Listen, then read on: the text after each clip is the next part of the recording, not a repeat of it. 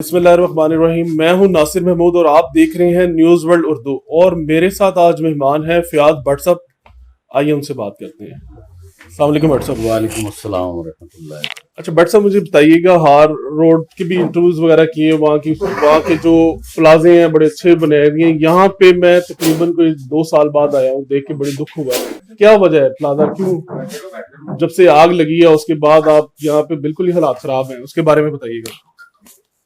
جی بالکل, آپ کا گمان جو ہے بالکل درست ہے. بڑا افسوس والا یہ مقام ہے کہ پلازا تقریباً 4.5 ماہ سے اسی طرح پڑا ہوا ہے. جس طرح جلا تھا ویسے کا ویسا ہی ہے, کوئی کام نہیں ہوا. پہلے تو گزارش ہے کہ یہ آفیس سینٹر جو بڑا جگمگ پلازا تھا, یہاں پہ بڑا کاروبار تھا, آمد و رفت تھی, فٹ فال تھا, اور پورے پنجاب میں بلکہ پورے پاکستان سے یہاں پہ لوگ جو ہے نا اپنی ضروریات کے لیے آتے تھے.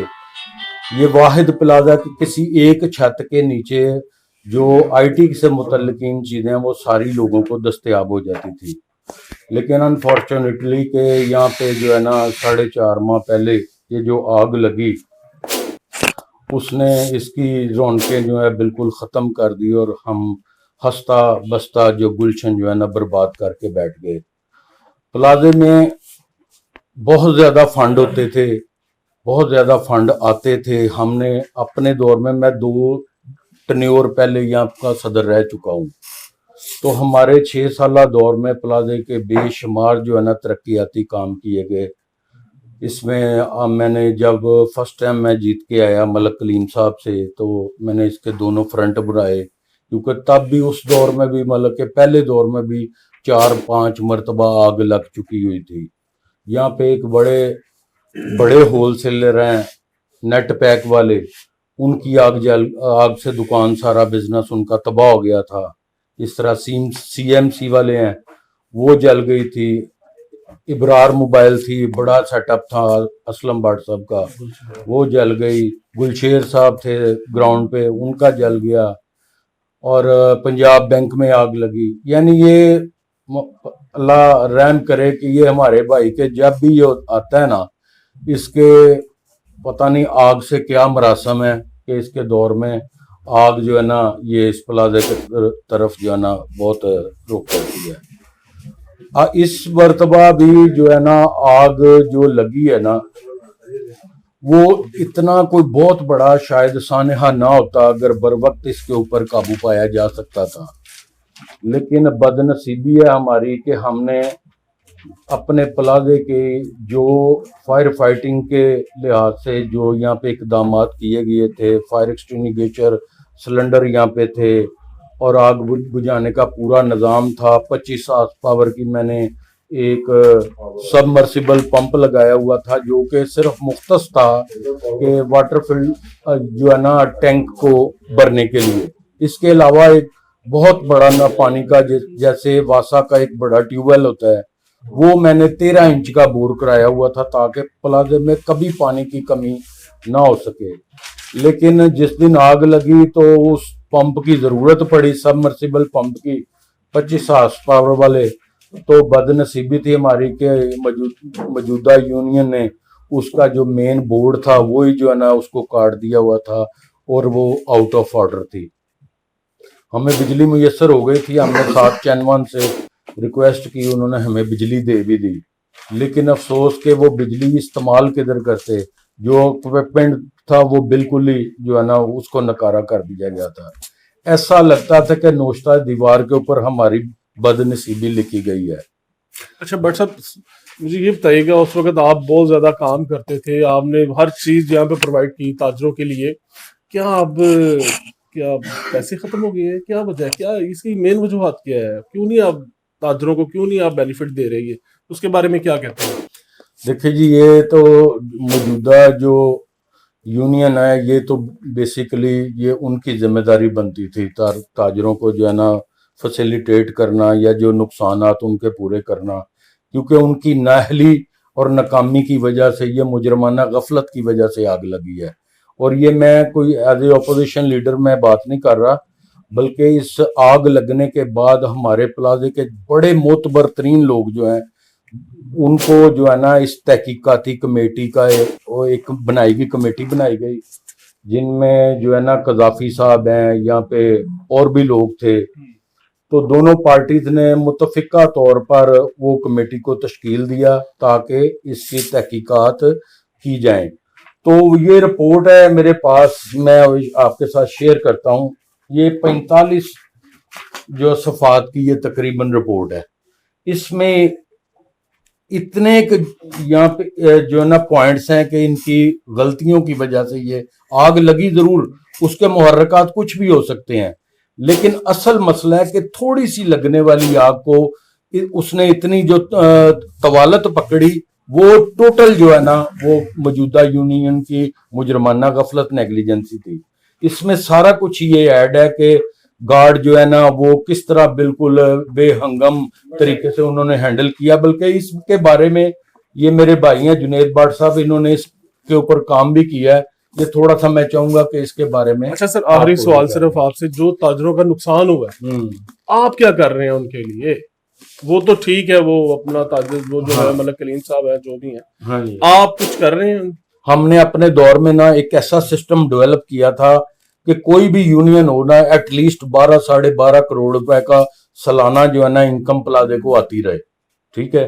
سسٹم ڈیولپ کر دیا، ان کو تو کوئی محنت بھی نہ کرنی پڑی۔ کمپنیز کے ساتھ ہم نے معاہدے کیے کہ یہ پیسے ہر حالت میں آنے ہی آنے ہوتے تھے، انہی پیسوں سے ہم نے اس میں بہت بڑے بڑے ترقیاتی کام کیے۔ میں نے پورے پلازے کو چلر لگوا کے دیا، یہاں پہ واٹر فلٹریشن پلانٹ لگایا، انٹرنیشنل لیول کا جم بنایا، 36,000 اسکوائر فٹ ماربل لگایا، دونوں فرنٹ بنائے، پمپ لگائے، پانی کے پمپ لگائے، مساجد بنائی، اور بہت کچھ اللہ کا حکم سے کوئی بھی دیکھیں گے، فنوس لگوائے، جدھر بھی دیکھیں گے جس طرف آنکھ اٹھاؤ تیری تصویر والا وہ معاملہ ہے۔ تو وہ سارا خدمت گروپ نے الحمدللہ کیا، لیکن اس کے باوجود اتنا کچھ کرنے کے باوجود میں نے 7 کروڑ روپیہ جو ہے نا خزانے میں چھوڑا بھی۔ دیکھیں اتنی بڑی ایسوسی ایشن جہاں پہ ہونا، اس کے لیے ریزرویشن کچھ نہ کچھ ہونی ضرورت ہوتی ہے اس کی۔ تو جب آپ دیکھیں کہ ملکوں کے بھی نظام چلانے ہوتے ہیں تو ریزرویشن اس کی ریزرو ہوتے ہیں تو وہ سسٹم چلتے ہیں۔ وہ ریزرو اسی لیے ہوتے ہیں کہ خدا نخواستہ کبھی کوئی ناگہانی کوئی آفت آ پڑے تو آپ جو ہے نا بجائے لوگوں کے آگے کشکول لے کے مانگتے پھریں، آپ اپنے ریزرو کو یوز کریں۔ تو بدقسمتی سے انہوں نے وہ 7 کروڑ روپیہ بجائے جنریٹ کرتے، اس کو بھی جو ہے نا وہ اپنی من پسند لوگوں میں، اپنے جو مقاصد کے لیے، لوگوں کو ضمیر خریدنے کے لیے، ان مقاصد کے لیے انہوں نے استعمال کیا، اور پلازے کے ریزرو کو نا بالکل زیرو کر دیا۔